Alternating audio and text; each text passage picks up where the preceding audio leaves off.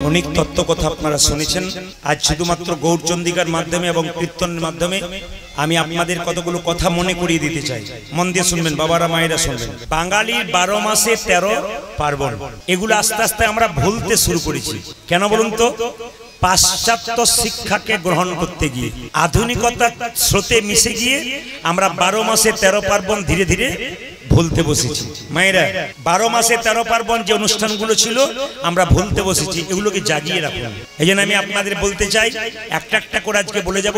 এখানে গল্প নয়, একটা একটা করে বলে যাব, আপনারা মন দিয়ে শুনে নেবেন। হ্যাঁ, বিদেশ থেকে এই দেশে মানুষ আসছে। আপনারা দেখবেন আমেরিকা থেকে, ইংল্যান্ড থেকে মানুষ আসছে। তারা দেখবেন নবদ্বীপ মায়াপুর এসে কি বলছে? হরে কৃষ্ণা। কৃষ্ণ বলতে পারে না, কি বলে? হরে কৃষ্ণা। কিন্তু সবচাইতে লজ্জার ব্যাপার, ওরা বলতে পারে না তবু বলে, আর আমরা বলতে পারি তবু বলি না। আমরা বলতে পারি তবু বলি না। ওরা আমাদেরটাকে গ্রহণ করছে আর ওদেরটাকে আমরা গ্রহণ করতে যাচ্ছি। এই জন্য বারবার বলছি, পাশ্চাত্য শিক্ষাকে আপনি গ্রহণ না করে, পাশ্চাত্য শিক্ষার স্রোতে ঢলে না পড়ে, আপনি অন্তত নিজের সনাতন ধর্মের ব্যাপারগুলোকে একটু বাঁচান। মায়েরা, আগামী আষাঢ় মাসের 7 তারিখে শুনবেন ভালো করে, আমাদের বাঙালির বাড়িতে একটা উৎসব আছে, দুটো। একটা অম্বুবচী আর একটা স্নান যাত্রা, ভগবান জগন্নাথের স্নান যাত্রা। কেউ পাশাপাশি পেরোবেন না, এবং নিবেদন রইল শব্দ করবেন না। মন দিয়ে শুনবেন। আগামী মায়েরা, আগামী 7ই আষাঢ় থেকে 10ই আষাঢ় অম্বুবচী। আর মায়েরা সবাই লক্ষ্য করুন, আর কি? জগন্নাথের স্নান যাত্রা। আপনাদের একটু একটু করে বলে যায়। দেখবেন পশ্চিম বাংলা, ভারতবর্ষের একটা জায়গা আছে আসাম, ওইখানে দেখবেন গুয়াহাটি বলে একটা জায়গা আছে। গুয়াহাটির কাছে একটা নীল পর্বত আছে। ওই নীলাচল পর্বতের পাশে মন্দিরটার নাম হচ্ছে কামাখ্যা মন্দির। যারা গেছেন, যারা শুনেছেন, ওইখানটা থেকেই কিন্তু আসল উৎপত্তি। একটু মন দিয়ে শুনে নেবেন।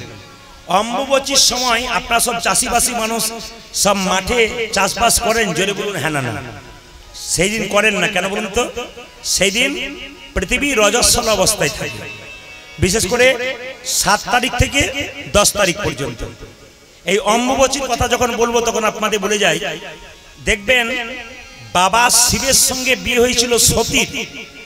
এ সংসারে দেখবেন মেয়ে যদি বাবার অনুমতি ছাড়া বিয়ে করে, বাবা দেখবেন মেনে নিতে চায় না। সতী কিন্তু দক্ষ রাজার অনুমতি ছাড়া বিয়ে করেছিল কাকে? বাবা ভোলানাথকে। এটা মেনে নিতে পারে নাই দক্ষ রাজা।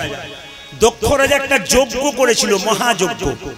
ওই যজ্ঞে সবাইকে নিমন্ত্রণ করেছে, কিন্তু সতীকে নিমন্ত্রণ করে নাই, আর শিবকে নিমন্ত্রণ করে নাই।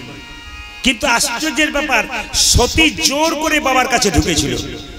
আর যখনই সতী দক্ষ রাজার কাছে গিয়েছিল, দক্ষ রাজা তাকে চূড়ান্ত অপমান করেছিল। এত অপমান করেছিল, শিবের নামে অপমান করেছিল, স্বামী নিন্দা সইতে পারল না। খুব শিক্ষণীয় বিষয় আছে। আপনার যখন বিয়ে হয়ে গেল, আপনি যখন স্বামীর সংসারে চলে গেলেন, ওটাই কিন্তু আপনার আসল সংসার। আপনার বাবা মায়ের অনুমতিতে আপনি সংসার চালাবেন না, ওখানকার পরিস্থিতি অনুযায়ী সংসার চালাতে হবে। এখানে সতী শিক্ষা দিলেন যে বাবা, তুমি আমার বাবা হতে পারো, আমাকে জন্ম দিতে পারো, কিন্তু মনে রাখো, স্বামী নিন্দা করলে আমি ছেড়ে দেবো না। সতী কি করেছিল? ওই দক্ষ যজ্ঞের অনুষ্ঠানে আগুনের মধ্যে ঝাঁপ দিয়েছিল। মায়েরা, যখনই ঝাঁপ দিয়ে দিল, তখন সতীর দেহ কি হলো মায়েরা? পুড়ছে, ছটফট করছে। এখন শিব খবর পেয়ে তাণ্ডব নৃত্য শুরু করলেন। কাকে কাঁধে নিয়ে? না, সতীকে কাঁধে নিয়ে। এখন সতীকে কাঁধে নিয়ে যখন শিব তাণ্ডব নৃত্য করছে, শিব সেই সময় একটা কাজ করেছিল, দক্ষ রাজার মস্তক ছেদন করেছিল, আর যে যজ্ঞ করেছিল যজ্ঞটাকে ভঞ্জন করে দিয়েছিল। এবং সতীকে কাঁধে করে নিয়ে যে শিব যখন চলে যাচ্ছে, তাণ্ডব নৃত্য করছে, দেবতারা ভগবান বিষ্ণুকে বলল, এক কাজ করো, সতীর দেহটাকে 51টা অংশে ছেদন করে দাও।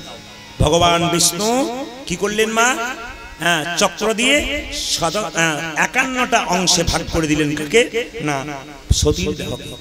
ওই 51টা অংশের মধ্যে একটা অংশ পড়েছিল কামাখ্যা মন্দিরে, গুয়াহাটি, আসামে। ওখানে যদি যান কামাখ্যা মন্দির, ওখানে মায়ের যোনিটা পতিত হয়েছিল, মায়ের যোনি ওখানে পতিত হয়েছিল। যোনি পূজা হয় ওখানে, কোনো মূর্তি পুজো হয় না। যদি আপনারা কেউ যান, অম্বুবাচীর এই কয়েকদিন কিন্তু দরজা বন্ধ থাকে। সবাই লক্ষ্য করুন, কামদেব মদন শিবের নিজের অভিশাপ থেকে মুক্তি পাওয়ার জন্য ওখানে কিন্তু মায়ের পুজো করেছিল। ওই জন্য কামদেবের আরেক নাম ছিল কামরূপ, আর সতী দেবীর আরেক নাম ছিল কামাখ্যা। এই জন্য একসঙ্গে বলা হয় কামরূপ কামাখ্যা। এই তত্ত্বটি আপনারা জানতে পারলেন। আমি আপনাদের জানাতে এসেছি 12 মাসে 13 পার্বণ। এই অম্বুবাচীর দিনে কিছু কিছু নিয়ম আছে, যেগুলো আপনাদের ব্রাহ্মণ মণ্ডলী এখানে আছেন যারা পড়াশোনা করেন ওইসব ব্যাপার নিয়ে, তাদের কাছ থেকে ভালো করে জেনে নেবেন। কিছু কিছু নিয়ম এই সময় কিন্তু আপনারা মেনে চলতে হয়। তাই এই দিনটাকে আপনারা, এই 3টে দিন আপনারা মানবেন। আর একটা কথা বলি, 7 তারিখে একটা উৎসব আছে, সেটা হচ্ছে কি জগন্নাথের স্নান যাত্রা। যে যেখানে বসে আছেন মন দিয়ে শুনবেন। জগন্নাথ মন্দিরে দেখবেন জগন্নাথের স্নান যাত্রা 7ই আষাঢ় দেখবেন প্রচুর ভক্তের ভিড়। কেন? জগন্নাথের স্নান যদি কেউ দর্শন করতে পারে তার দ্বিতীয় জন্ম হয় না, পৃথিবীতে কষ্ট করে আসতে হয় না, মায়ের গর্ভে তাকে যন্ত্রণা ভোগ করতে হয় না, যদি কেউ জগন্নাথের স্নান যাত্রা দর্শন করতে পারে। একটু সবাই লক্ষ্য করুন মায়েরা, ইন্দ্রদম্ন রাজা যখন থেকে জগন্নাথকে কাঠের মূর্তিতে প্রতিষ্ঠিত করেছেন তখন থেকে কিন্তু স্নান যাত্রা চলছে। এই স্নান যাত্রা উৎসবে আপনারা যদি কেউ যেতে না পারেন, বাড়িতে জগন্নাথের ছবি রয়েছে, আপনারা গঙ্গা জল দিয়ে বা শুদ্ধ জল দিয়ে সেদিন স্নান করাবেন, একটু প্রসাদ দেবেন ভক্তদেরকে, দেখবেন আপনাদের জীবন সুন্দর হবে, জগন্নাথের কৃপা আপনারা পাবেন। এই জগন্নাথ মন্দিরে কেউ যদি যান তাহলে দেখবেন জগন্নাথ মন্দিরের মায়েরা, জগন্নাথ মন্দিরের সামনে একটা স্নান মণ্ডপ তৈরি করা হয়। ওখানে জগন্নাথকে তখন একটা সিল্কের কাপড় দিয়ে, নরম সিল্কের কাপড় পরানো হয় স্নান করাবার জন্য। আর কি করা হয় না, দেখবেন একটা লাল রঙের পাউডার দেওয়া হয় জগন্নাথ দেবকে। আশ্চর্যের ব্যাপার আপনারা শুনলে চমকে যাবেন। জগন্নাথ দেবের যখন স্নান হবে তখন কীর্তন হয়, যজ্ঞ হয়, নাম যজ্ঞ হয়, খোল করতাল নিয়ে মানুষ হলুধ্বনি হরিধ্বনি দেয়, এবং সেই সময় ভগবানের স্নান হয়। স্নানের জল কোথায় পাওয়া যায়? জগন্নাথ মন্দিরের সামনে একটা কুয়া আছে, ওই কুয়াটার নাম সোনা কুয়া। শোনা যায় বা জানা যায় যে সোনা কুয়াতে নাকি মায়েরা সূর্যের আলো প্রবেশ করতে পারে না। সোনার কলসিতে করে 108 কলসি জল নিয়ে জগন্নাথকে স্নান করা হয়, সুভদ্রাকে স্নান করা হয়, বলভদ্রকে স্নান করা হয়। এগুলো লক্ষ্য রাখতে হবে আমাদের। আবার লক্ষ্য করুন সবাই যে এখানে আছেন, ওই জলের মধ্যে সুগন্ধি মেশানো হয়, ভেষজ কোনো জিনিস মেশানো হয়।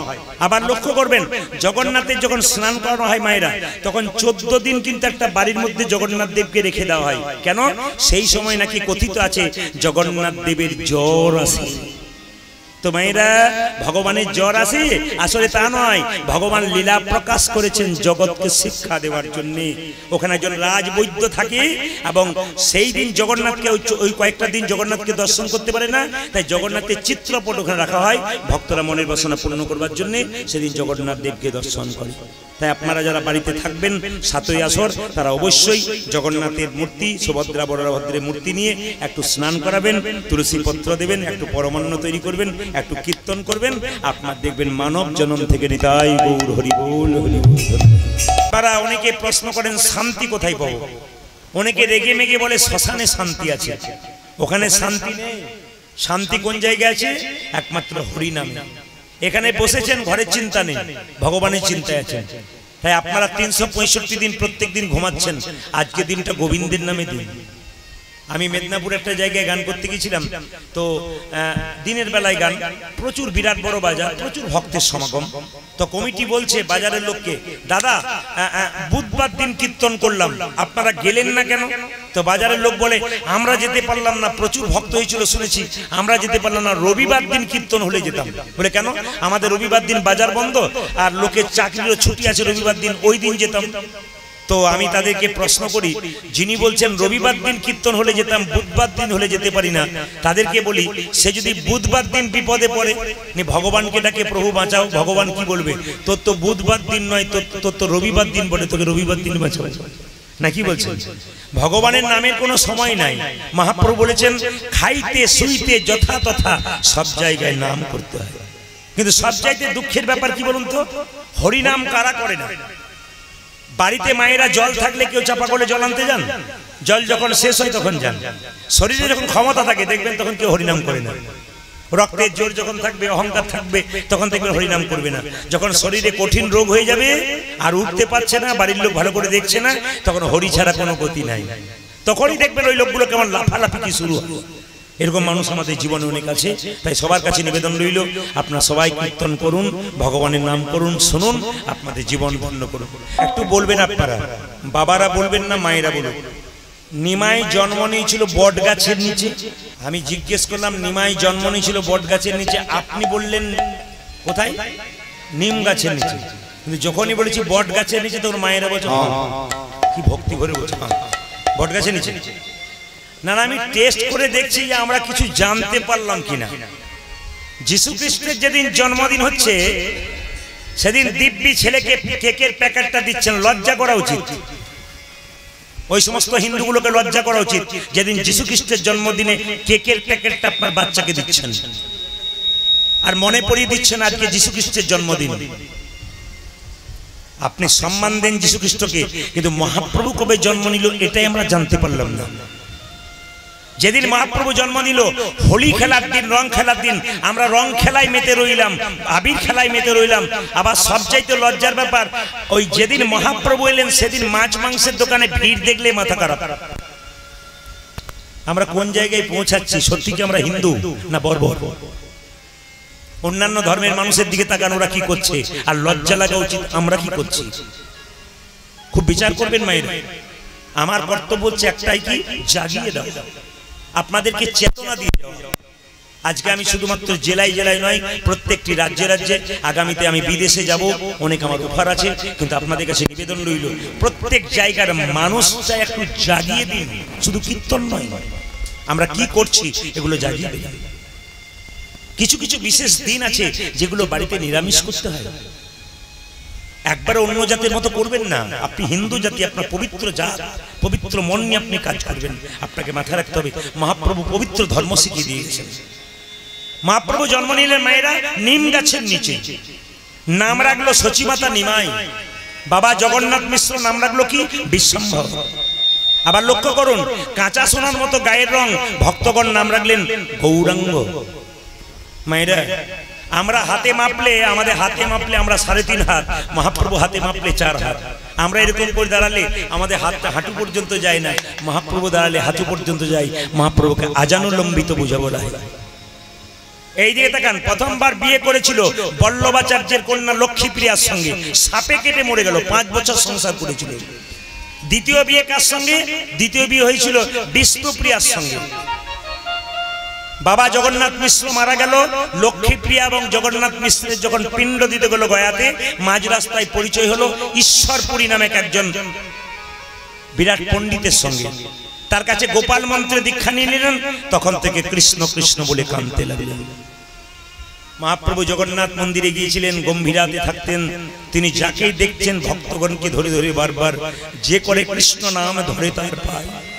মহাপ্রভু ভগবান হয়ে ভক্তের পা ধরে কাঁদছে, তুমি কৃষ্ণ নাম শোনাচ্ছ, আর শোনাও, যত শোনাবে তত আনন্দ পাবো। তাহলে যিনি আমাদের জন্য এত কিছু করলেন, ঘর সংসার ত্যাগ করলেন, তার কথা আমরা স্মরণ করতে পারি না, এর চাইতে লজ্জার কি আছে? আপনারা আশ্চর্য হবেন, কালকে আমি গানারটাতে গান করছিলাম আপনাদের নলহাটির কাছে, কিন্তু একজন মুসলিম কীর্তন করালেন। খুব আশ্চর্যের ব্যাপার, একজন মুসলিম কীর্তন করালেন কালকে। তিনি বললেন আমাদের এখানে যত হিন্দু আছে তাদেরকে নিয়ে আমি কীর্তনটা করাই।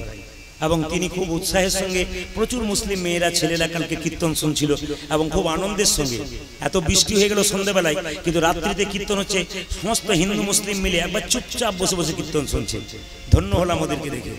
তো হিন্দুরা যদি, আমাদের হিন্দুরা তো কীর্তন শুনবে অবশ্যই, আপনারা ভগবানের ভক্ত, কিন্তু মুসলিমরাও পর্যন্ত এতে ভেসেছে।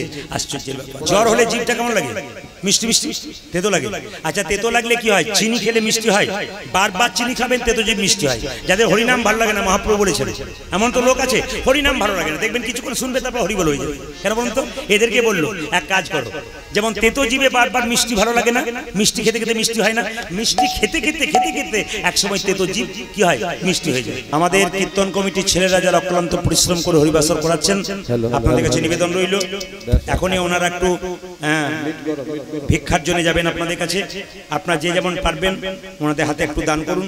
যে দেয় তার হাতটা উপরে থাকে, যে নেয় তার হাতটা নিচে থাকে। এই জন্য বারবার বলবো, আপনি অনেকে দেখবেন দানের কথা শুনলেই দেখবেন আস্তে আস্তে সুসু করে উঠতে শুরু করে, কেন যদি আমার কাছে দিতে না পারি। না না, লজ্জার কোনো ব্যাপার না, আপনার থাকবেন, আপনি আশীর্বাদ দেবেন যে প্রভুর কৃপায় তুমি চালিয়ে যাও। না থাকতেও পারে কারো কাছে, কিন্তু আপনি আশীর্বাদ দেবেন। আপনাদের কাছে যাবে ওনারা, কিন্তু আপনার দানের হাতটা আপনারা অবশ্যই বাড়িয়ে দেবেন। শ্যাম সুন্দর কি একজন জিজ্ঞেস করলেন, দাদা পালার নাম কি? আস্তে পালার নাম কি? পালা পালা। তা আমি তাকে বললাম কিছু মনে করবেন না, আমি পালা জানি না। উনি বললেন পালা জানেন না তো কি জানেন? বললাম লীলা। কোন ভক্ত কোনদিন জিজ্ঞেস করে না কি পালা হয়, কি বলে? লীলা হয়। মায়েরা, পালা তো আমাদের জীবনে দুটো হয়, একটি আশা আর একটি, জোরে বলুন। এবার ঠান্ডা মাথায় উত্তর দেবেন যারা কীর্তন শুনতে এসছেন, কোন পালা শেষ হয়েছে, আশারটা না যাওয়ারটা? জোরে বলুন। যাওয়ারটা? যাওয়ারটা? আশারটা। বাকি আছে কোনটা? জোরে বলুন। অনেকে ভয়ে বলছে না যাবে না বলে। বাকি আছে কোনটা? এতই যদি বুঝছেন যাওয়ারটা বাকি আছে, সাদা চুলে গোদরেজ নিচ্ছেন কেন?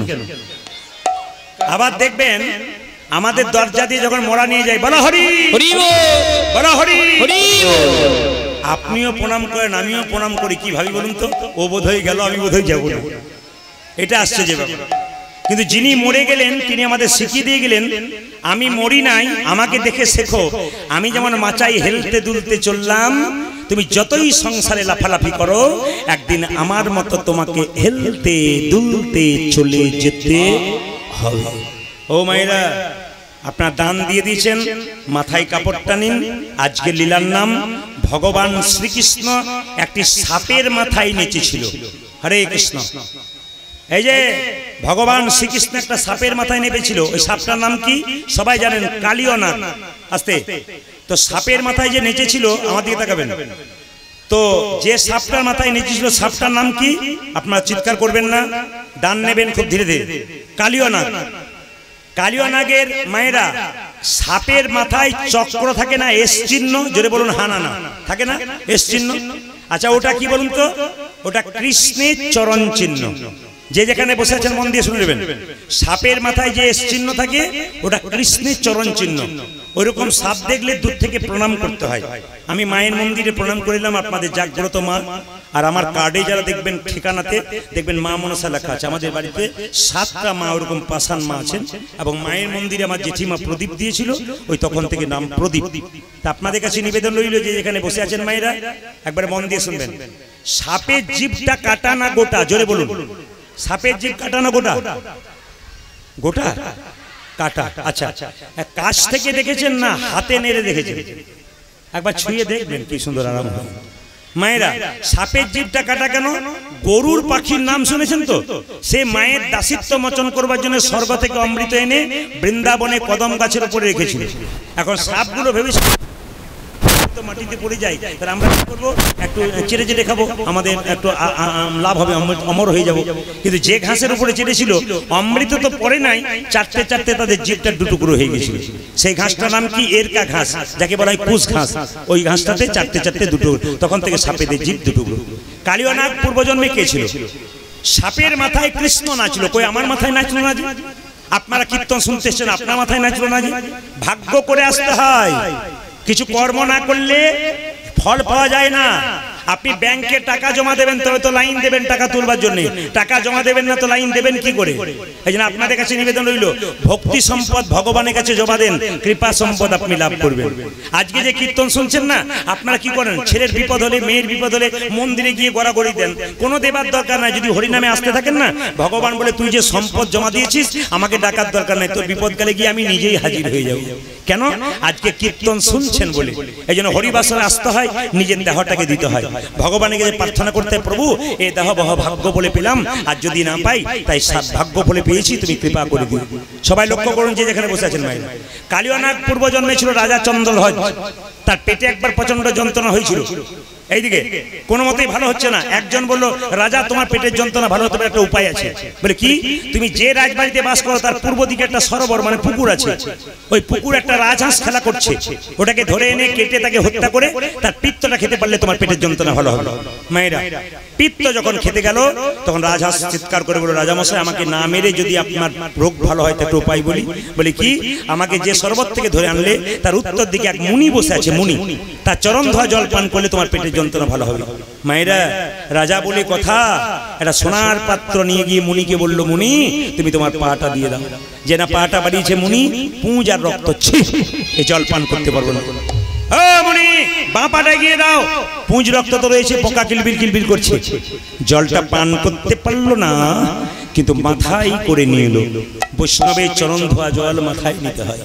আমি আপনাদের বারবার এখানে যারা কীর্তন শুনছেন, বহু দূর পর্যন্ত আপনারা বসে আছেন, মায়েরা অগণিত ভক্ত বসে আছেন, একটু মন দিয়ে শুনে নেবেন।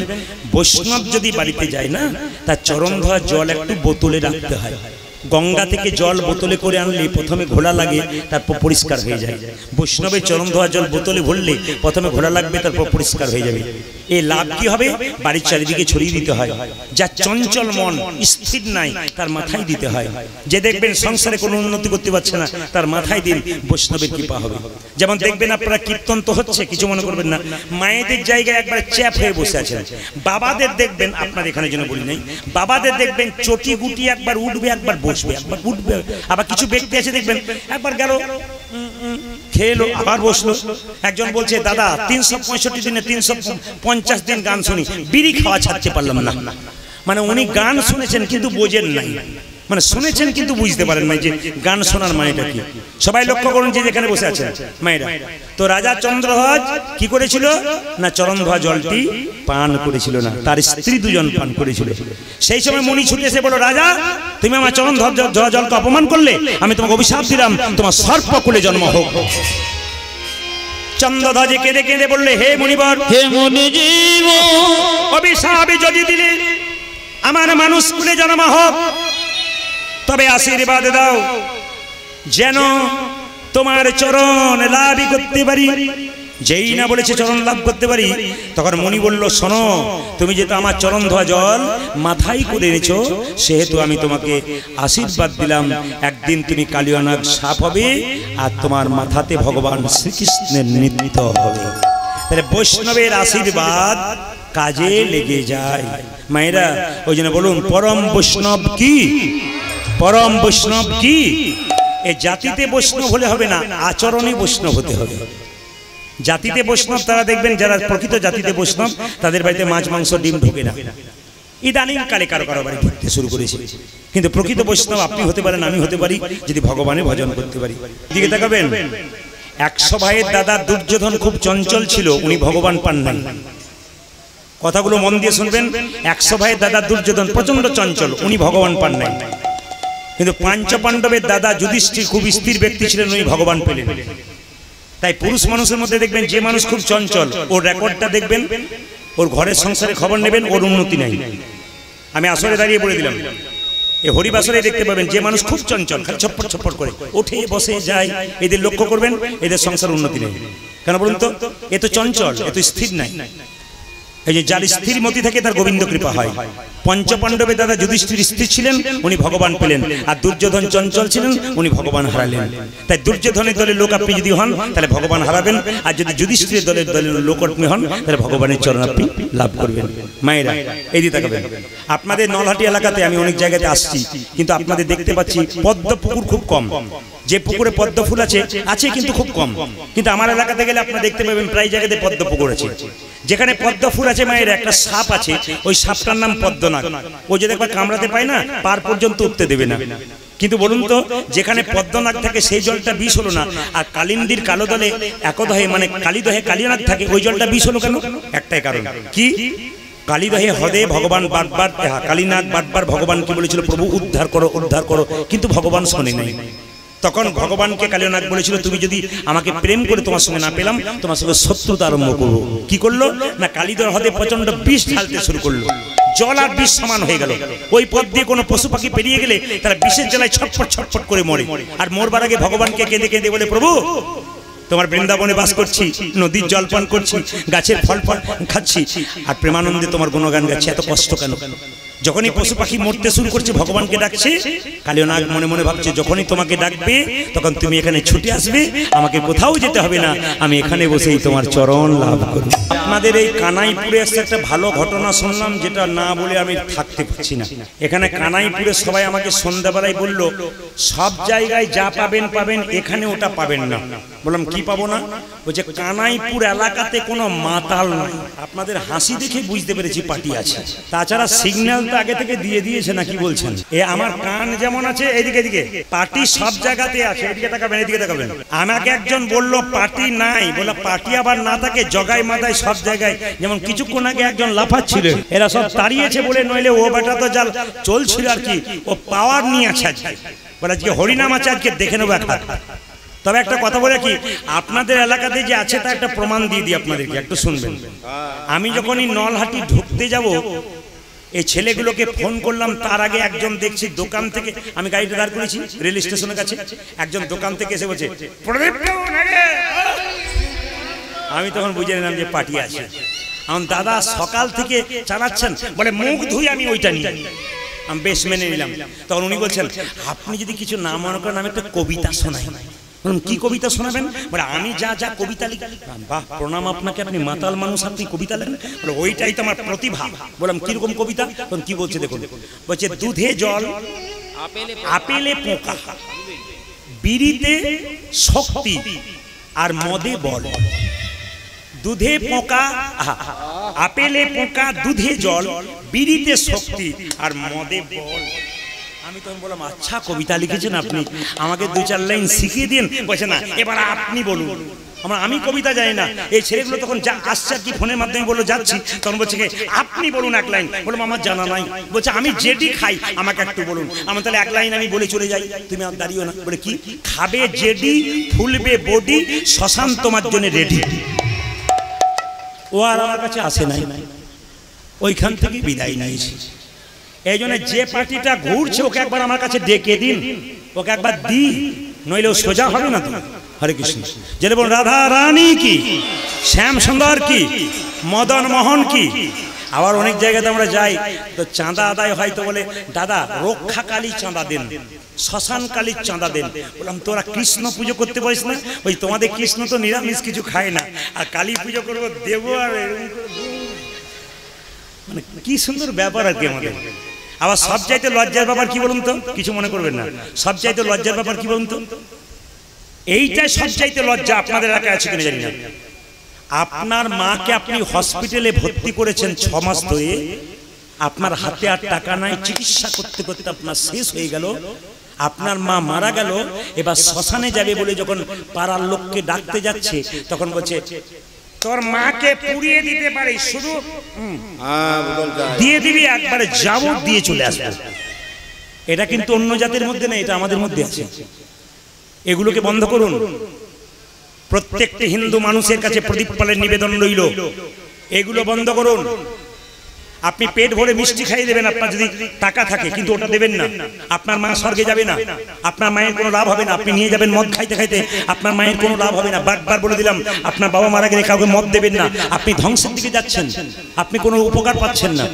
ওই জন্য বারবার বলবো, আপনি যাকে দেবেন না ও আপনাকে দেবে না, বাস আপনি ভালোভাবে যান, ভদ্রভাবে যান। অন্যান্য ধর্মের মানুষরা আমাদের ছিছি করে, মানে আপনাদের খালি মদ, কেউ মরেছে কিনা মদ, এগুলো কি কোথায় শিখছেন আপনারা? কোনো উত্তর নেই। কোন জায়গাতে আমরা পৌঁছাবো আমরা নিজেরা খুঁজে পাচ্ছি না। তাই বারবার প্রদীপ পালে নিবেদন রইল, অন্তত কেউ মারা গেলে মদটুকু দেবেন না। একজন ব্যক্তি আপনাদের কপালে কি দিচ্ছে জোরে বলুন? তিলক। খুব ভালো। আজকে আয়নাতে গিয়ে দেখবেন আপনাদের কত ভালো লাগছে। আমি একটু বলে দিই আপনাদের, হিন্দু জাতির প্রত্যেকটি মায়েদের, ছেলেদের কাছে, বাবাদের কাছে নিবেদন রইল, আপনার তিলক নেন। কিন্তু প্রশ্ন করবে, প্রদীপ বাবু তিলক তো নিতে বলছেন, যদি তিলক নিয়ে আর মালা পলি তারে ওটা পাবো না। আমি আপনাদের বলে যাই, তিলক আপনারা নেন। এই তিলকের জন্ম কোথা থেকে আমি অতটা বিস্তৃত করবো না, শুধু বলে যাই। এই যে তিলক দেখতে পাচ্ছেন আমার কপালে, সবাই তাকাবেন, ডান দিকে একটা দাগ, বাঁ দিকে একটা দাগ। জোরে বলুন হানা না, জোরে বলুন হানা না। দেখতে পাচ্ছেন কিনা? বেশ। আচ্ছা, ডান দিকের দাগটার নাম কি? ব্রহ্মা। বাঁ দিকের দাগটার নাম কি? মহেশ্বর। মাঝখানে ফাঁকা জায়গাটা কি? বিষ্ণু। যার কপালে ব্রহ্মা বিষ্ণু মহেশ্বর থাকবে তার আবার ভয় কিসের গো? তিলক কেন নেবেন আমি বুঝিয়ে দিই, আপনারা নেবেন কি না নেবেন আপনাদের ব্যাপার, একটু বুঝে নিন নেবেন কিনা। এই দেখেন, তাহলে এইটা হচ্ছে কি? ব্রহ্মা। এটা কি? মহেশ্বর। এটা কি? বিষ্ণু। আবার শাস্ত্র বলছে এইখান থেকে এই তিলকটা হচ্ছে গোবিন্দের চরণ। তাহলে গোবিন্দের যদি চরণ হয় তাহলে আমি যে নাকে নিয়েছি ফোঁটা, ওটা কি? তুলসী পাতা। যারা নেন তাকাবেন, যারা কপালে নেন তিলক, ওটা গোবিন্দের চরণ। আর এই যে নাকে নিয়েছেন ওটা ফোঁটা, ওটা তুলসী পাতা। নাকে কতটা নেবেন আমার দিকে তাকান। একটা নাককে 4 ভাগ করলে 3 ভাগ পর্যন্ত ফোঁটাটা নিতে হয়, 3 ভাগ পর্যন্ত। এবার আপনাদের বলে যাই, তিলক দেওয়ার নিয়ম আছে, কিন্তু যাকে তাকে যে কোনো হাতে তিলক দিলে হবে না। এখানে ব্রাহ্মণ মণ্ডলী অনেকেই আছেন, আমি বলবো জেনে করবেন, বুঝে করবেন, ভালো হয় সবচাইতে। তাকান আমার দিকে, কি বললাম? যে যেখানে বসে আছেন, ধরুন ব্রাহ্মণ ঠাকুর মন্দিরে পুজো করছে, আপনি বললেন বাবা একটু ফোঁটা দিয়ে দাও তো। ব্রাহ্মণ যদি আপনাকে এই আঙ্গুলে দিচ্ছে, ভুল দিচ্ছে, আপনাকে এই আঙ্গুলে দিচ্ছে, ভুল দিচ্ছে। আপনাকে কোথায় দিতে হবে? যিনি প্রকৃত ব্রাহ্মণ হবে তিনি ফোঁটাটা এই আঙ্গুলে দেবে। আপনারা শিখে যান, বলতে পারবেন। তিলক যখনই দেবে আপনাকে, সিঁদুর তিলক আপনাকে এই আঙ্গুলে দেবে, তখন আঙ্গুলটা দেবে। আপনি তিলক করছেন, ধরুন তিলক করেন, আপনার সামনে একটা বাচ্চা মেয়ে বলছে আমাকে একটু ফোঁটা দিয়ে দাও, কিংবা কোনো মেয়ে বললো আমাকে ফোঁটা দিয়ে দাও, আপনি কিভাবে দেবেন? এই আঙ্গুলে। খুব মাথায় রাখবেন, এই আঙ্গুলে ফোঁটা দেবেন। আচ্ছা, এই আঙ্গুলে কি করবেন? ধরুন আপনার বাড়িতে কেউ মারা গেছে, মরে গেলে কপালে তিলক দিতে হয়, তাহলে কোন আঙ্গুলে তিলক দেবেন? কোন ব্যক্তি মরে গেল তাকে তিলক দিতে হয়, কোন আঙ্গুলে দিতে হয়? শাস্ত্র বলছে এই আঙ্গুলে তিলক দাও। ভালো করে শুনে নিন মায়েরা, এই আঙ্গুলে, এই আঙ্গুলটার নাম তর্জনী, এই আঙ্গুলে তিলকটা করে দেবেন। আপনি নিজে কোন আঙ্গুলে তিলক করবেন? শাস্ত্র বলছে আপনি নিজে এই আঙ্গুলে, মধ্যমা মধ্যমা, এই আঙ্গুলে তিলক করবেন। আর ভগবানের চরণে তিলক দেবেন, গুরুদেবের চরণে তিলক দেবেন। আপনি কোন আঙ্গুলে দেবেন? এইটা অনামিকা, ভগবান বিষ্ণুর আঙ্গুল। যারা গুরুমন্ত্র নিয়েছেন তারা দেখবেন মন্ত্র ভজন করবার সময় এই আঙ্গুল থেকে শুরু হয়। জোরে বলুন হ্যাঁ না না, শুরু হয় কিনা? যে ঘুমাচ্ছে সে বলুন হ্যাঁ। শুরু হয় কোন আঙ্গুল থেকে? এই আঙ্গুল থেকে। তাকান মাইরা, এই আঙ্গুল থেকে। এইদিকে এদিকে আপনি তুলসী পাতা গোবিন্দকে দেবেন, এই আঙ্গুল টাচ থাকবে, নইলে হলো না। আপনি বাতাসা গোবিন্দকে দেবেন, এই আঙ্গুল টাচ থাকতে হবে, নইলে হবে না। একবারে শাস্ত্র বলছে এই আঙ্গুল সবসময় টাচ থাকবে। ভগবানকে কিছু দেবেন, এই আঙ্গুলটা নিবেদন করলে এই আঙ্গুল টাচ থাকবেই, এটা কিন্তু ভগবান বিষ্ণুর আঙ্গুল। আর কড়ি আঙ্গুলে কি করবেন? ভাইয়ের কপালে দিলাম ফোঁটা, জমের দুয়ারে পড়লো কাঁটা, নাকি ভাইরা? এই সময় কিন্তু আপনারা দেবেন। তাহলে 5টা আঙ্গুলে কিন্তু কাজ আছে। হ্যাঁ, যদি আপনারা মনে করেন যে তিলক নিয়ে, হ্যাঁ, সবচাইতে আমাদের একটা দুঃখের ব্যাপার কি আছে বলুন তো? আমার পাশের বাড়িতে একটা 25 বছরের মেয়ে তিলক করে মালা করে, পাশের বাড়ি 5 জন বরাবরি করছে, বাবারে দিদি হারাধনের বইয়ের কি ঢং দিদি, তিলক করেছে মালা করেছে, ভগবান বোধহয় আগেই পেয়ে যাবে। না, এইটা যদি আপনাদের থাকে আর কি কেউ বলার, তবে আপনি এক কাজ করুন, জল তিলক করুন। শাস্ত্র বিধান দিয়েছে, যে যেখানে বসে আছেন যারা বই পড়েন তারা জেনে নিন, শাস্ত্র বিধান দিয়েছে আপনি প্রতিদিন তিলক করতে পারেন। আপনি কি খাবেন খান, আপনি ভাতের সঙ্গে যা খাচ্ছেন খান, কিন্তু স্নান করার পর গোবিন্দকে তুলসী পত্র দিয়ে আপনি এই কাজটা করে নিন, আপনার হয়ে গেল, কিন্তু আপনার লাভ আছে। শাস্ত্র জল তিলক বলেছে। এখানে জল নিলেন হাতে, এই আঙ্গুলে করে, এই আঙ্গুলে করে হরে কৃষ্ণ হরে কৃষ্ণ হরে কৃষ্ণ, যেমন আমরা করেছি সেরকম জল তিলক করে নেবেন, আপনার লাভ হবে। কিন্তু জল তিলক করতে করতে একদিন আমরা মনে রাখবে, না এবার আমি আসল তিলকটাই করবো। আসলে সাইকেলে চাপতে চাপতে, যেমন হাফ প্যাডেলে চাপতে চাপতে ছোটরা সিটি চেপে যায়, সেরকম শুরু করুন, লাইনে দাঁড়ান, আপনার কাজে হবে। লাইনে না দাঁড়ালে কাজে কি হবে? তিলক আপনারা নেবেন। আর যদি কেউ পারেন তবে একটা কাজ করতে পারেন, তুলসী মন্দিরের নিচে যে কাঁচা মাটি আছে ওটা আপনি বাচ্চাকে দেবেন, আপনি দেবেন, একটা করে ফোঁটা নেবেন, অন্তত কপালে একটা ফোঁটা নিতে শিখুন, আপনাদের লাভ আছে। সবার কাছে একটা নিবেদন রইল বাবা, যে যেখানে বসে আছেন আপনাদের এখানে দেখতে পাচ্ছি 2-4 জন কিন্তু কেমন করে রইব, একবারে যে নাই তা বলবো না, হাত তুলুন তো। রাধা রানী কি, ওই জন্য কীর্তন শুনতে আসছিল, তখন 2-4টা মেয়ে বলা বলি করছে ওখানে রাস্তাতে, দিদি সামনে বসিস না, পা মেলে বসতে পাবি না, খালি উলুধ্বনি আর হরিধ্বনি, শেষে বসবি সময় মতো পালাবার চান্স। যারা যারা চালাক পার্টি তারা না, আপনাদের বলিনি, আপনার জায়গা পান নেই। তাকান কতজন শেষে বসে আছে, ওরা সুযোগ নিয়েছে কেন বলুন তো? যদি ঘুম আসে তো রাস্তা ঠিক ধরবো, না না, আপনাদের চাইতে মনে হয় ওরা সজাগ আছে। কেন বলুন তো, যারা ঘরের সামনে বাস ধরে তারা বাস ফেল বেশি করে না, কি বলছেন? আর যারা দূর থেকে বাস ধরতে আসে তারা একদম টাইমে আসে। যারা দূরে বসে আছে তারা ঠিক আছে, আর যারা সামনে বসে আছে তাদেরকে দেখতে পাচ্ছি কেমন করে রইব বল। আমি বুঝতে পারছি। আবার মায়েদের একটা সুবিধা আছে, বাবাদের সুবিধা নাই। মায়েদের ঘুম এলেই দেখবেন, যদি ঘুম আসে না খুব চালাক, জীবনে কোনোদিন মাথায় কাপড়, আপনাদের জন্য বলিনি, অন্য জায়গায় জন্য বললাম এইদিকে। আসলে ঘুম দেখবেন যখন ধরে যায় তখন কি করে, যে লোকে যেন দেখতে না পায় তাই জন্য কেমন করে রইব। পাশের মেয়েটা বলছে দিদি তুই ঘুমোচ্ছিস, বলে ঘুমোই নাই, ধ্যান করে করে শুনছি। এমন ধ্যান করে শোনো না যে তুলে নিয়ে যেতে হবে। মায়েরা, এই যে আপনারা ইউটিউবের মাধ্যমে 5-7 বছর আমাকে দেখছেন, আমি কিন্তু এর আগে কিন্তু গান করতাম ঝাড়খণ্ডে খুব। তো ঝাড়খণ্ডে রামনবমীতে আমার প্রতি বছর এক জায়গাতে বাইনা থাকতো, প্রতি বছর। এখন আমি সময় দিতে পারি না, সবাই লক্ষ্য করুন।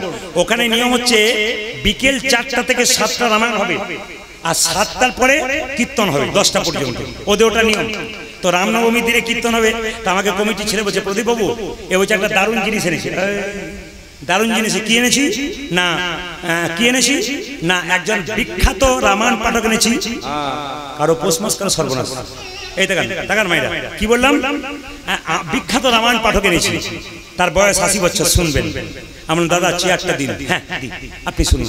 আমি দেখলাম যেখানে দেখি বেছাই উড়াইয়া দেখো তাই, পাইলে পাইতো বড় মূল্য রতন। আচ্ছা মায়েরা, এখানে যদি কানাইপুরের ভক্তরা রামায়ণ পাঠ করা তো 4টা থেকে 7টা, আর 7টার পরে 10টা কীর্তন হতো, বলুন তো শাশুড়িরা আগে আসতো না বউগুলো আগে আসতো? সত্যিকারের কথা বলবেন, শাশুড়িরা বউ যেটা বলুন। হ্যাঁ ছেলেটা বলেছে শাশুড়ি, আর বৌমার আসতো না। কি বলতে বলুন তো, ঘরে কি করছেন? খালি ঘরে খালি ঘরে ঘুর ঘুর ঘুর ঘুর, মানে ঘর থেকে বার করতে পারলেই বাঁচি। আমার দিকে দেখান।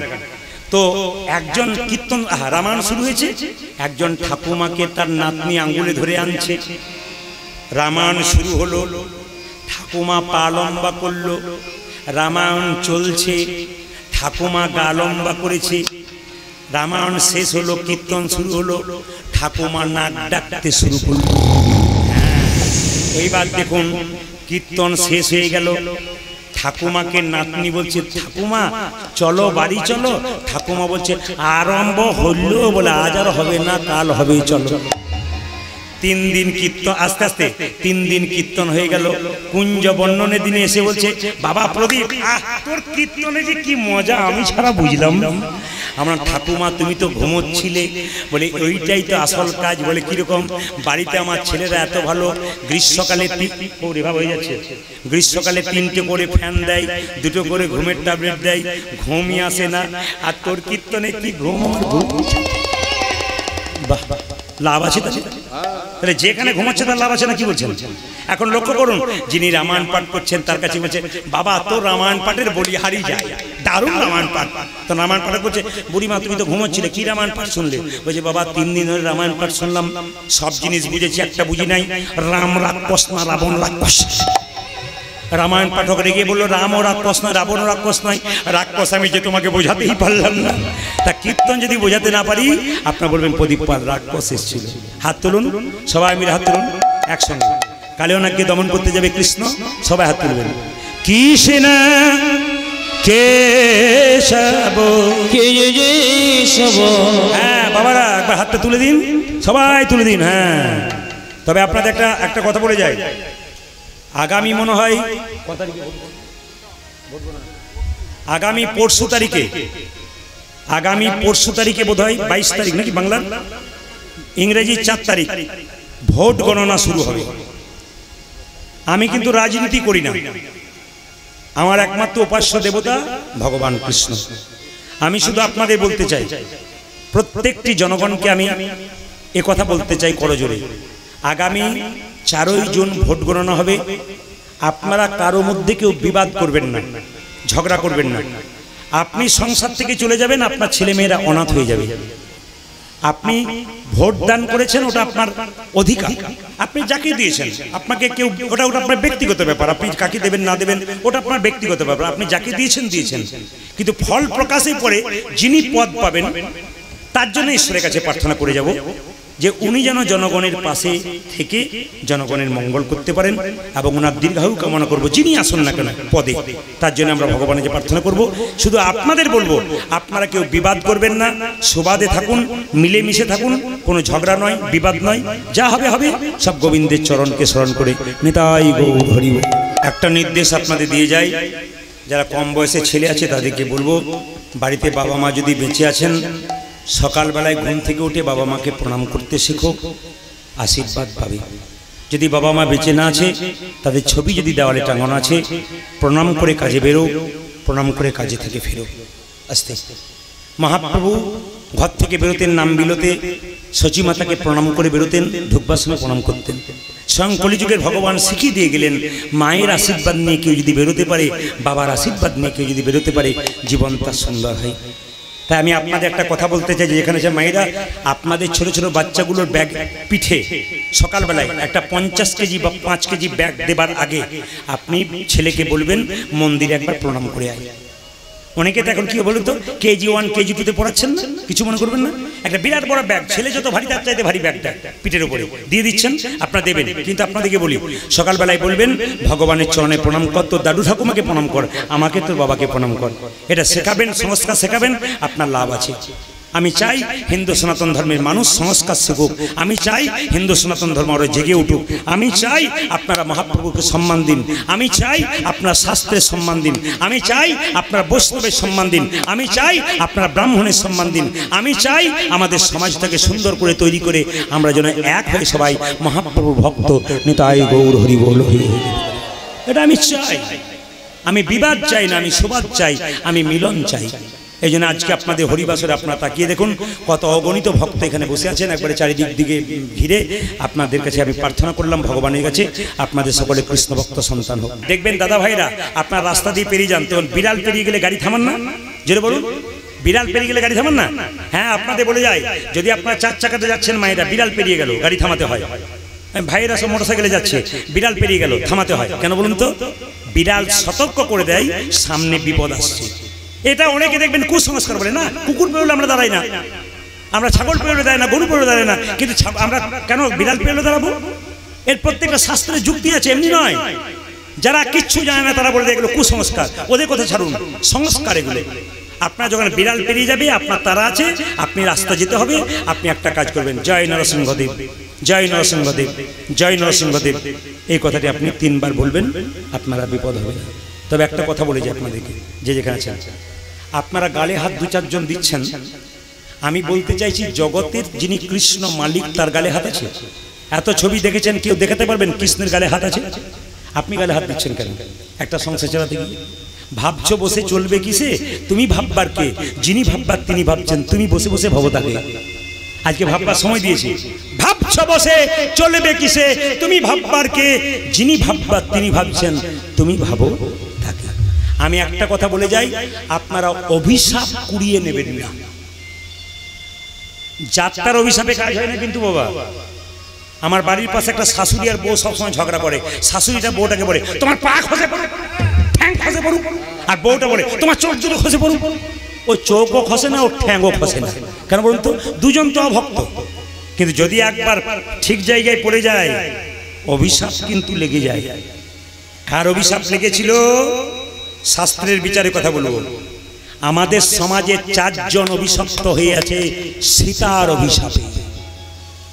মা সীতার অভিশাপে 4 জন এখনো পর্যন্ত অভিশাপ ভোগ করছে, আর একজন আনন্দে আছে, আশীর্বাদ পেয়েছে। কে বলুন তো? তাকান আপনারা সবাই, দেখবেন রামচন্দ্র, লক্ষ্মণ এবং সীতা যখন বনে গিয়েছিল, তখন হঠাৎ খবর পেল রাজা দশরথ মারা গেছে। জোরে বলুন হ্যাঁ না না? দশরথের পিণ্ড দিতে হবে।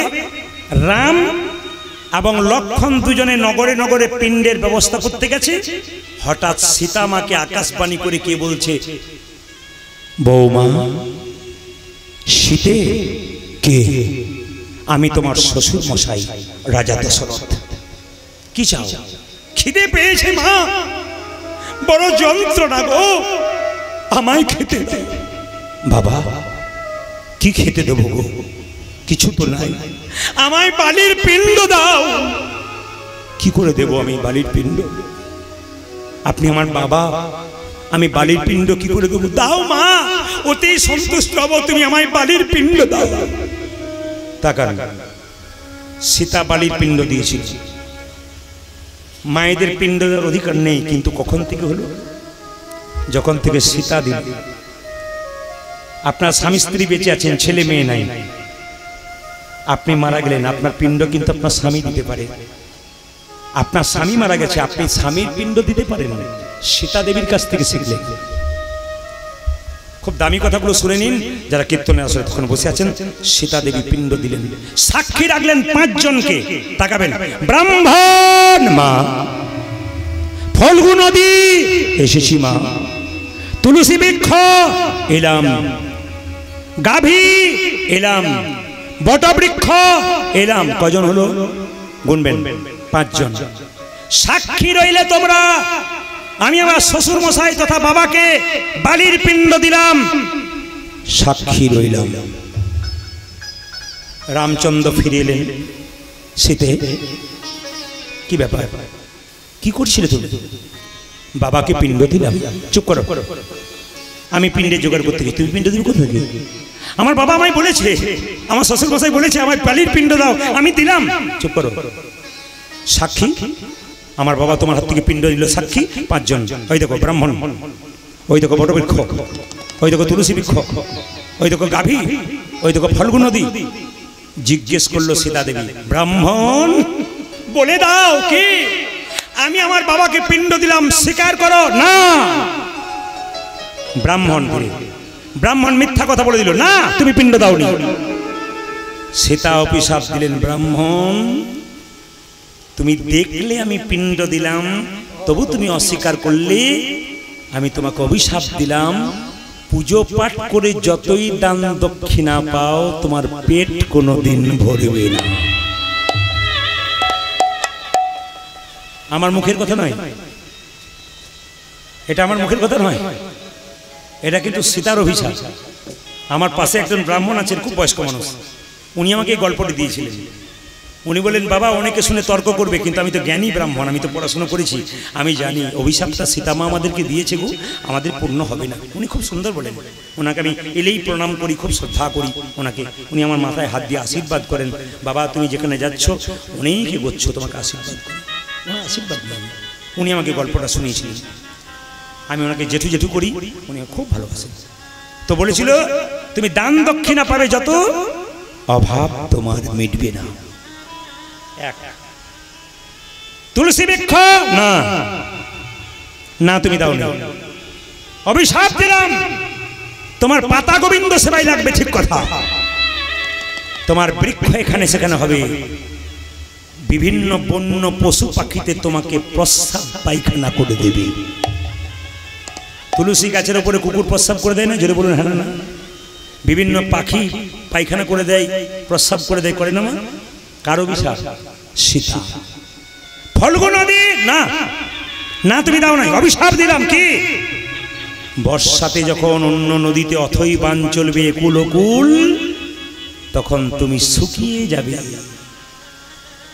তোমার উপর দিয়ে কুকুর মানুষ হেঁটে হেঁটে চলে যাবে। অন্তঃসলীলা, বুঝেছেন আপনারা? গয়া যদি যান ফল্গু নদী দেখতে পাবেন, অন্তঃসলীলা। প্রত্যেকটি শাস্ত্রে একটা করে ব্যাখ্যা আছে। গাভী না, না তুমি দাওনি, অভিশাপ দিলাম তোমাকে। কি? তোমার গোবর, তোমার পেছন দিকটা, তোমার গোবর, তোমার মূত্র, তোমার প্রস্রাব, তোমার পায়খানা, তোমার দুধ সব পবিত্র হবে, কিন্তু মুখ পবিত্র হবে না। তুমি প্রসাদে মুখ দিয়ে দিলে এটা হয়ে গেলে, ওটা কাজে লাগবে না। তুমি যেহেতু মুখ দিয়ে মিথ্যা কথা বলেছো। বটবৃক্ষ, হ্যাঁ মা, হ্যাঁ হ্যাঁ হ্যাঁ তুমি দিয়েছো, আশীর্বাদ দিলাম বটবৃক্ষ, তুমি অক্ষয় বট থাকো। বলে কেন? তোমার একটা পাতা গজাবে, তবে একটা পাতা ঝরবে। দেখে নেবেন, পাতা একটা পাতা গজায়, একটা পাতা ঝরে। অক্ষয় বটবৃক্ষ, তোমার ফল হবে সুমিষ্ট, পশু পাখিরা খেয়ে আনন্দ পাবে, আর তোমার ছায়াতে বসে সবাই আনন্দ পেয়ে যাবে। মায়েরা, অভিশাপ কারো কাছে কুড়িয়ে নেবেন না। যাত্রার অভিশাপ কাজে লাগে, আমি বারবার বললাম। বৈষ্ণবের অভিশাপ কাজে লেগে যায়, প্রকৃত বৈষ্ণব প্রকৃত ব্রাহ্মণের অভিশাপ কাজে লেগে যায়। প্রকৃত মানুষ প্রকৃত ভক্ত যদি হয়, সে বৈষ্ণব ব্রাহ্মণ নাও হোক, তবু যদি ভেতরে বারবার ধাক্কা দিন, তার কাজে লেগে যায়। আমি আল ঠাকুরের আশ্রমে যখন এসেছিলাম মন্দিরে, প্রচন্ড ভিড়, নাকি বলছেন? মেলা তো মেলা হলে লোকজন তো ঘুরবেই। আজকে কিন্তু একবার পাকাপাকি গোটাটাই হরিনামের মেলা, একবার পাকা ছাকা ছাকা ভক্তগুলো আছে যে যেখান থেকে এসছেন। একটা কথা আপনাদের বলি, অন্য আসরে দেখতে পাই কিছু কিছু মেয়ে মানে মায়েরা কীর্তন শুনতে শুনতে, আপনাদের খুব সুন্দর শুনছেন, আমার দিকে দেখেন, কিছু কিছু মায়েরা কীর্তন শুনতে শুনতে জারিল বিষম,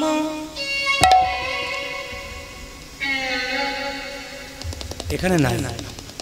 অন্য জায়গায় মায়েরা খালি কীর্তন শুনতে শুনতে এপাশ ওপাশ তাকায়। যদি অপরাধ না নেন তাহলে আপনাদের বলি, একটা ছেলে আমাকে প্রশ্ন করছে, বাবা বলে কি আপনার কাছে কোনো মাদুলি নাই? বলে কেন? আমার স্ত্রী না বিয়ের পর থেকে আমার দিকে তাকায় না খালি। আমি বললাম মাদুলি টাদুলি নাই, তোমার বিয়েতে ক্যামেরা ছিল? বলছে হ্যাঁ ছিল। বললাম ওই গন্ডগোলটা করে বসে আছে। কোথায় গন্ডগোল বাবা, কিছু মনে করবেন না। আচ্ছা মায়েরা, মালা বদল হয়েছিল আপনাদের? জোরে বলুন হ্যাঁ না। আর তার আগে বলুন তো, পান ঢাকা দেন বিয়ের সময়? জোরে বলুন। আচ্ছা পানটা ঢাকা দেন কেন? পানটা ঢাকা দেন কেন? অত যদি জানবো তো তোমাকে কেন ডাকবো? এই দিকে তাকান, এই দিকে তাকান। পানটা কেন ঢাকা দেয় মায়েরা বিয়ের সময়? দেখবেন বিয়ের সময় যখন পানটা ঢাকা দেয়, কি ভাব, পানটা ঢেকে যখন মেয়েটি যায় না,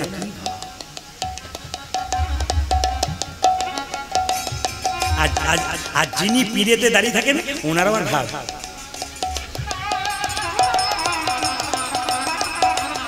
ভাব দেখলে মাথা খারাপ। কিন্তু আকন্দা ফুলের মালার যে কি জ্বালা যারা পড়েছে তারা জানে।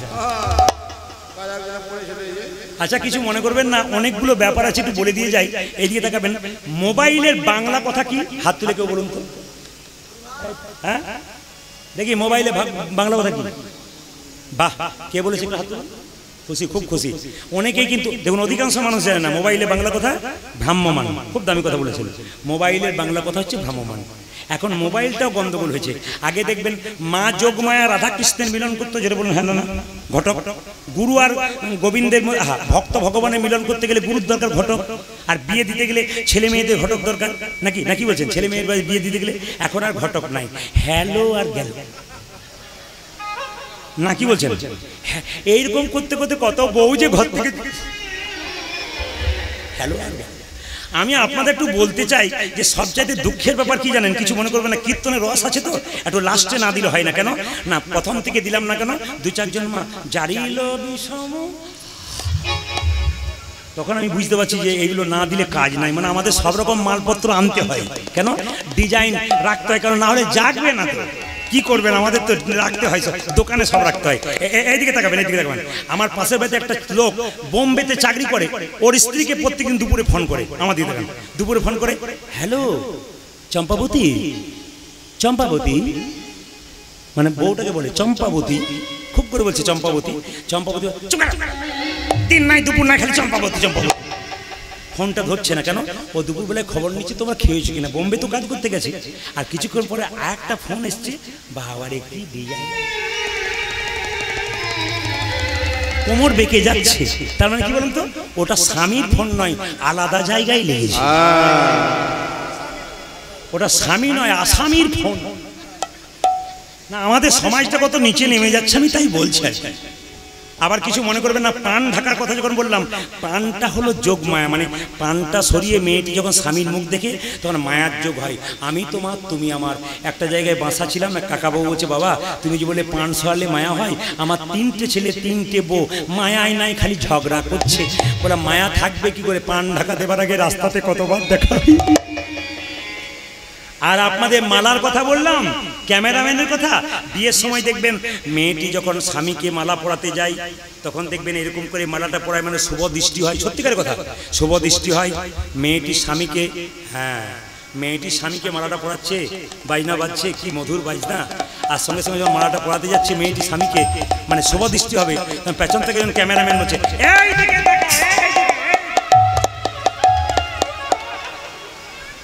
শুভ দৃষ্টিটা কোন দিকে হইল? কঠিন ব্যাপার। এই জন্য তার তাকায় না, নাকি বলছেন? এই জন্য তাকায় না। মায়েরা জোরে রাধা রানী কি। আবার আমাদের লজ্জা দেখুন, জুতোর দোকান খুলেছে, তার আবার নাম দিয়েছে চৈতন্য শু হাউস। না, যে কিনছে তারও লজ্জা নাই, আর যে দোকানটাতে লিখেছে চৈতন্য মানে মহাপ্রভুর নামে, জুতোর প্যাকেটে চৈতন্য লেখা আছে, জুতো ভরা আছে প্যাকেটের ভেতরে, আর দরজাতে লেখা আছে চৈতন্য শু হাউস। আমরা কোথায় পৌঁছাচ্ছি? আবার দাঁড়ান মায়েরা, নলহাটি এলাকায় আপনারা বাস করেন, জোরে বলবেন, সত্যি কথা বলবেন, আপনার দুর্গা পুজো দেখতে যান না দুর্গার প্যান্ডেল দেখতে যান? জোরে বলুন, জোরে বলবেন আপনারা। না, আমাদের অধঃপতনটা আমি বলে দিয়ে যাই, একবারে দামি অধঃপতন বলে দিয়ে যাই। আপনারা প্যান্ডেল দেখতে যান তো? সবাই লক্ষ্য করুন। আর এখন একটা দেখবেন আবার সভ্য বলুন আর যা বলুন, থিম দেখাচ্ছে। থিম, কে কত থিম দেখাতে পারে? আমি এবছর গান করে ফিরছিলাম, একজন অন্য ধর্মের মানুষ, বয়স্ক লোক আমার সামনে দাঁড়িয়ে আছে। উনি আমাকে ইউটিউবে বারবার দেখেন। উনি বলছেন, প্রদীপবাবু কি দেখছেন? যা দেখছি দেখছি। বলে কি দেখছেন? আমাদের সর্বনাশ হচ্ছে তাই দেখছি। বলছি কি সর্বনাশ দেখছেন? এই সর্বনাশ দেখলাম, থিম করেছে বিরাট প্যান্ডেল, মা দুর্গাকে ছোট করে ভেতরে রেখে দিয়েছে, কেউ দেখছেন একবার? দূরে কি করেছে থিমে? না, শিব ঠাকুর স্কুটি চালাচ্ছেন, মা দুর্গা তার পেছনে হাত দিয়ে বসে আছে। এটা আপনারা হাসছেন, ওটা আমাদের লজ্জা। ওই অন্য ধর্মের মানুষটা বললো, প্রদীপ বাবু আপনার কাছে আমার প্রশ্ন, খুব তো লোককে বোঝান, আপনাকে লোকে খুব দেখে, আমার বাড়িতেও দেখে, আমি অন্য জাতের মানুষ হলো, খুব তো লোককে বোঝান, আপনি বলুন তো কোন জায়গাতে আপনাদের লেখা আছে যে বাবা শিব স্কুটি চালায়, মা দুর্গা তার পেছনে হাত দিয়ে বসে? এই প্রশ্ন আমার কাছে উনি করেছেন, আপনাদের জনগণের পাশে আপনি করলাম না। এই অসভ্যতা যারা করছে, হিন্দু ধর্মটাকে উঠাচ্ছে না নিচের দিকে নামাচ্ছে? অন্যান্য ধর্মের মানুষ তাদের ধর্ম নিয়ে ছেলেখেলা করে না, আমরা একবার 100% করি। আবার আপনার চমকে যাবেন শুনলে, টোনটা বাড়াও, আবার শুনলে চমকে যাবেন মায়েরা। জায়গাটার নাম করব না, ক্যামেরা হচ্ছে। মেদিনীপুর থেকে গান করে আসছি, বর্ধমান জেলা এক জায়গাতে এরা বলে, দাদা দুর্গা ঠাকুরটা দেখেই যায়, অনেক দুর্গা ঠাকুর হয় এখানে, চলো দেখে যাই। তো বিশ্বাস করবেন না, 15 মিনিটে বেশি থাকতে পারি। কেন থাকতে পারি নাই? তখন রাত 2টো বাজছে, দেখতে পাচ্ছি গাছের আড়ালে নইলে প্যান্ডেলের আড়ালে 3 জন যুবতী মেয়ে, 18-20 বছর বয়স, 4 জন ছেলে পিঠে হাত চাপড়াচ্ছে, সিগারেট খাচ্ছে, গলাগলি করছে, আনন্দ করছে, ফুর্তি করছে। ঘেন্না হলো আমার সেই সমস্ত বেহায়া বাবাগুলোর উপরে, ঘেন্না হলো সেই সমস্ত বেহায়া মাগুলোর উপরে। লজ্জা লাগা উচিত। 18 বছরের মেয়েকে রাত্রি 2টোর সময় ছেড়ে দিয়েছে, আর সেই ছেলেগুলোর সঙ্গে ফাজলামি করছে রাত্রি বেলাতে, আর বাবা মা দিব্যি নিশ্চিন্তে ঘুমোচ্ছে। শব্দ ফাজিল বাবা, শব্দ বদমাইশ বাবা। আমি আপনাদের বারবার বলবো, প্রদীপ পালের নিবেদন রইল, ছেলে মেয়েকে ঠাকুর দেখাতে নিয়ে যান, থিম দেখাতে নিয়ে যান, সঙ্গে করে নিয়ে যান। বিপদ ডেকে আসে না, যে কোনো সময় হয়। আপনার মেয়েকে আপনি ছেড়ে দেবেন রাত্রিবেলাতে, বেহায়ার মতো মেয়েটা ওখানে গিয়ে লাফালাফি নাচানাচি করবে, সকালবেলায় আবার সিগারেট খাচ্ছে দাঁড়িয়ে দাঁড়িয়ে, সকালবেলায় মাতলামো করে ঘর ফিরবে। আপনি কেমন বাবা, কেমন বাবা, কেমন মা? আপনার লজ্জা করে না? ওই মেয়েটা যখন ঘর ঢুকলো 2 চপ দিতে পারলেন না? কি শিক্ষা? আসল তা নয়, লাগামের বাইরে হয়ে গেছে আপনাদের। তার প্রমাণটা কি? আমি আপনাদের বলে যাই, ছোট বাচ্চা মেয়ে ছোট থেকে পোশাকটা ভালো দিন। মা যদি ভালো পোশাক পরে, বাবা যদি ভালো পোশাক পরে, সন্তান ভালো পোশাক পরবে। ছোটতে 5 বছরের মেয়ে বাজারে গেল, আপনি নিয়ে গেলেন, বাপি বাপি খাটো পোশাক কিনে দাও, খাটো পোশাক কিনে দাও। আপনি ভাববেন ছোট মেয়ে কিনে দিই, কোনো অসুবিধা নাই। ওর ওটা পরা অভ্যাস আপনি করে দিলেন। ওর যখন 20 বছর বয়স হলো, আর আপনাকে ডাকবে না, ও নিজে বাজার থেকে খাটো পোশাক পরে আপনার সামনে দাঁড়াবে। মা বাবার লজ্জায় তার দিকে তাকাতে পারবেন না। এমন মেয়েকে পোশাক আপনারা দেবেন না। ওই খারাপ পোশাকটা পরে, নোংরা পোশাকটা পরে রাস্তা দিয়ে যাবে, তখন পুরুষের লোভী চোখ তাকে কিডন্যাপ করবে। কিডন্যাপ থেকে যখন ফিরবে, তখন বাবা বলবে, কোথায় ছিলে এতদিন? গালে চটটা বাবা যখন মেয়েকে মারবে, সেই বাবাকে বলবো, তুমি তোমার মেয়ের গালে চটটা না মেরে তোমার গালে চটটা মারো, কারণ তুমি মেয়েটাকে তৈরি করে দিয়েছ। বারবার নিবেদন রইল আপনাদের কাছে, শুধু কীর্তন শোনা নয়, সমাজটাকে ভালো করুন। ভদ্রভাবে জীবনযাপন করুন, ভদ্র পোশাক নিন, আপনি জীবনটা সুন্দর করুন, সমাজকে শিখিয়ে দিয়ে যান আমি ভালো মা, আমি ভালো বাবা, তাই তো ভালো সন্তান তৈরি করে দিলাম। কীর্তন শুধু কীর্তন নয়, কীর্তন সমাজ পরিবর্তন। আজকে আমি আপনাদের বললাম, আমি বোম্বে গিয়েছিলাম, 10,000 মানুষ ভেতরে, 10,000 বাইরে, এত ভিড়। দুপুরবেলায় দুটো গান হচ্ছিল, এত গরম চৈত্র মাসের দিনে। আমি হায়দ্রাবাদ গিয়েছিলাম, স্টেডিয়ামে গান, 35,000 মানুষ তৈ তৈ করছে। কেন? ইউটিউব দেখে আসছে। কেন? কিছু শিখবে বলে আসছে। চৈতন্য জাগাতে হবে, শুধু কীর্তন শুনলে হবে না, চৈতন্য জাগান, নিজেকে একটু জাগিয়ে নিন। আমরা ভুলগুলো কি কি করছি যেন ঠিক করতে পারে আমাদের জীবনে, এইটাই আমরা চাইব। সবার কাছে নিবেদন রইল, আপনারা যে যেখানে বসে আছেন, কীর্তন শুনলেন আপনারা। কীর্তনের আয়োজন এবছর প্রথম হলো না প্রতি বছর করেন আপনারা? এবছর প্রথম না প্রতি বছর? এবছর প্রথম, প্রতি বছর হয়। বেশ, প্রতি 2 বছর হচ্ছে। আপনাদের অনুষ্ঠান চিরকাল চলুক, প্রথিত যশা কীর্তনিয়ার আসুক, আপনাদের কীর্তন গান শ্রবণ করা। শুধুমাত্র একটা কথা বলতে চাই আপনাদের, যে যেখানে বসে আছেন, দাদা ভাইরা যারা কীর্তন করাচ্ছেন, ছোট ছোট বাচ্চারা যারা কীর্তন করাচ্ছেন, কোনো দেবদেবীর পুজো করো না করো, রাধা বিনোদের পুজো তো করবে। ওখানে গিয়ে ফুল দেবে, পুষ্প দেবে, সব কিছু দেবে। বাড়িতে দুটো দেবদেবীর পুজো করো। ওই দুটো দেবদেবীর পুজো না করলে গোটা পুজোটাই বেকার হয়ে গেল। মায়েরা, নিজের বাবা মাকে যদি কেউ পুজো করতে না পারে, তাহলে তার জীবনে কোনো পুজো তার হয় না। মায়ের মতো আপন কেউ হয় না, মায়ের মতন আপন কেউ হয় না, মায়ের মতো আপন কেউ হয় না। যার মা কাঁদে তার জগৎ কাঁদে, যার মা নাই তার পৃথিবীতে কেউ নাই। একজন বাবা হলো ব্যাংকের মতো, ছেলে মেয়ে হাত পাতলেই পায়, আর বাবা রক্ত দিয়ে সারাদিন পরিশ্রম করে নিজের ছেলে মেয়ের আশা পূরণ করার লাগে। একমাত্র বাবা। মায়েরা, আপনার সংসারে কর্ম করেন, কিন্তু এই পুরুষ মানুষ কত পরিশ্রম করে আনে নিজের ছেলে মেয়েকে বড় করবার জন্য, ব্যাংকের মতো। আচ্ছা, এখানে এত বাবা আছেন যাদের মা আছে, যাদের মেয়ে আছে, মেয়ে যদি বাবাকে বলে বাবা এই জিনিসটা খাবো, আর মেয়ে যদি বাবা যদি না আনতে পারে, তাহলে সেই দিন যে বাবার কি অবস্থা হয়, যারা বাবা হয়েছেন তারা বুঝতে পারবেন। টাকা থাকতেও আনতে পারলেন না, মাথায় হাত দিয়ে মা এনে দেবো, তোর এনে দেবো, আজকে আমি সময় পেলাম না। একমাত্র বাবা। মায়ের মতো আপন কেউ হয় না। একটা মায়ের পেটে একটা বাচ্চা 10 মাস 10 দিন জায়গা হয়, সেই ছেলে বড় হয়ে কলকাতায় ফ্ল্যাট কিনে, শ্বশুর শাশুড়ি আত্মীয় স্বজন সবার জায়গা হয়, কিন্তু বাবা মায়ের জায়গা হয় না। কীর্তন শুনে কোনো লাভ হবে না যদি নিজে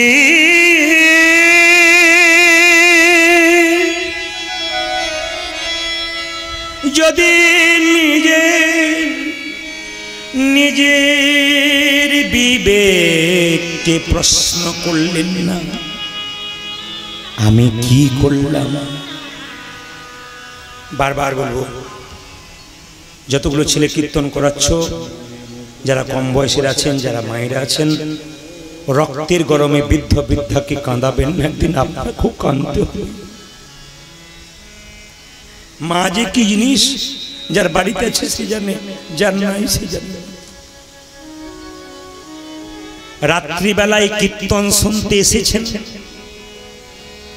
বাড়ি ফিরে যখন যাবেন দেখবেন বাড়ির সবাই ঘুমোচ্ছে,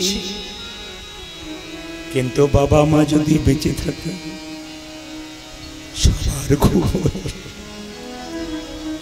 কিন্তু বাবা মায়ের ঘুম হয় না। ছেলে যদি বাইরে থাকে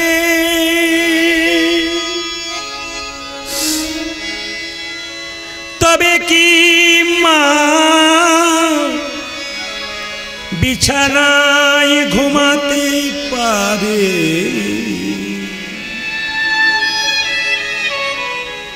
এরই নাম মা এরে নাম মা। কীর্তন কেমন জিনিস দেখুন, সে আপনারা 8টার সময় বসেছেন, 8টা 10-15 শুরু করেছে, আপনারা এখনো পর্যন্ত চুপচাপ বসে আছেন। এখনই হাসছিলেন, আনন্দ করছিলেন, কত কিছু করছিলেন। এখন সবার দিকে তাকান, প্রেম ভেসে গেছেন, আপনারা ডুবে গেছেন।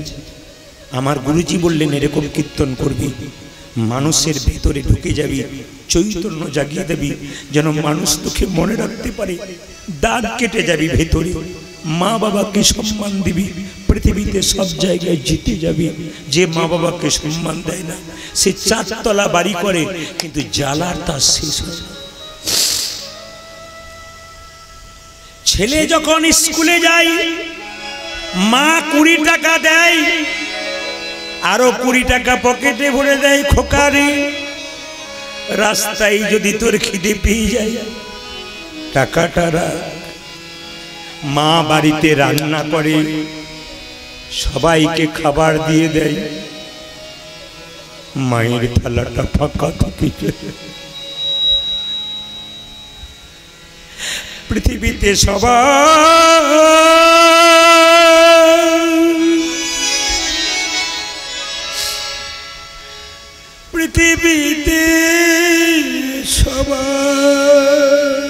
পৃথিবীতে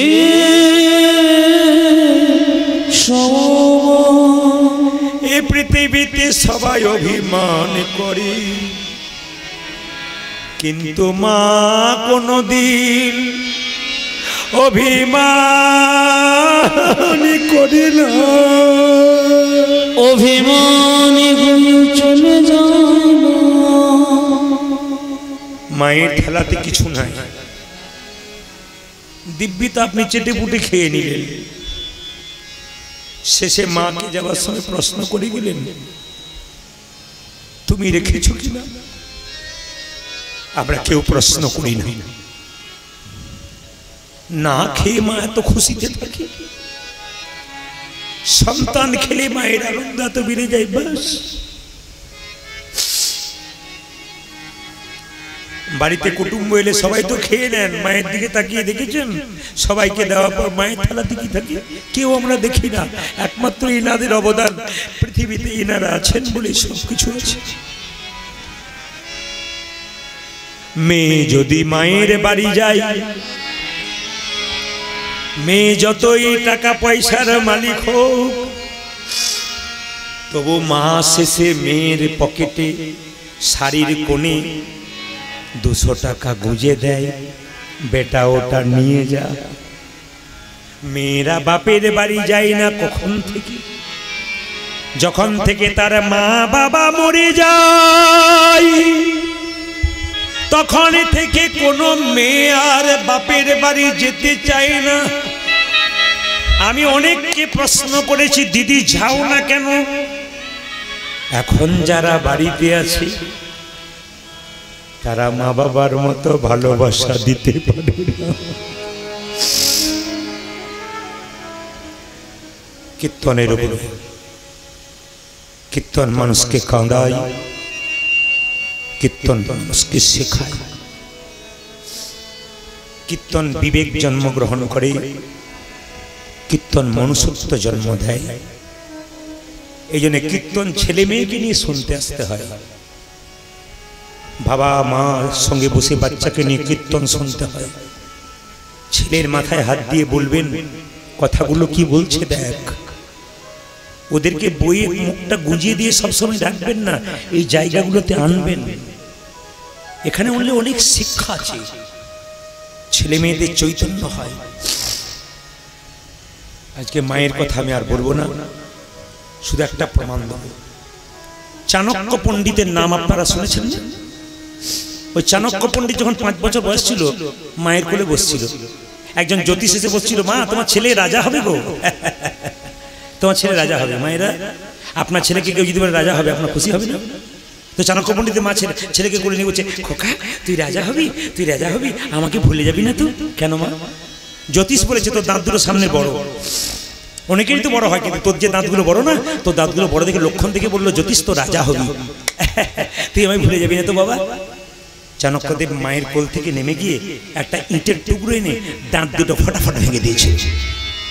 মা, একে কি করলি তুই? দাঁতটা ভেঙে দিলি, রক্ত বেরোচ্ছে গড়গড় করে, বোকা কোথাকার। মা, দাঁত দুটো থাকলে রাজা হব, আর রাজা হলে তোমায় ভুলে যাবো। দাঁত দুটো ভেঙে দিলাম, আমি আর রাজা হব না, আমি তোমায় কোনোদিনই ভুলেও যাব। বড় বড় মহাপুরুষ পৃথিবীতে খুব শিক্ষা দিয়ে গেছে। অনুকূল ঠাকুর নিজের মায়ের কাছে দীক্ষা নিয়েছিল, খুব সুন্দর সুন্দর শিক্ষা দিয়ে গেছে কীর্তনে। আপনারা যে রাত্রি 12টা পৌনে 12টা বাজতে চললো, আপনারা এখনো বসে আছেন। আমাদের প্রতিদিন গান, 365 দিনের মধ্যে 325 দিন গান, প্রত্যেক দিন একই রকম। আবার আজকে বাড়ি গিয়ে কালকে সকালে বাড়িতে একবেলা থেকে আবার ইলামবাজার বলে একটা জায়গা আমাদের বীরভূমে আছে, ওখানে আবার সন্ধ্যে 7টা থেকে গান আছে। আবার ওখান থেকে মুর্শিদাবাদ দমকল চলে যাব। তার মানে কি প্রতিদিন চলছে একই রকম, একই ভক্তের আমদানি। আপনাদের তাও তো একটু কম আছে আজকে, কিন্তু অন্য জায়গাতে একবার ঢল বয়। কালকে মুসলিম গ্রাম হলো, একবার ঢল বইছিল লোকের। বলছে দাদা বৃষ্টি না হলে কি যে কাণ্ড হতো, লোক জায়গা দিতে পারতাম না, এত ভিড়। যাক, আপনারা যতগুলো এসছেন, অগণিত মানুষ এসছেন, আপনাদের সকলের মঙ্গল হোক। সবাই একবার মাথায় কাপড়টা নিন, করে জোরে বসুন। ভগবান শ্রীকৃষ্ণ কালিয়নাগ যেটা বারবার দংশন করছে কৃষ্ণকে, কৃষ্ণ পাথর হয়ে গেল আর কালিয়নাগের মাথায় চেপে গেল।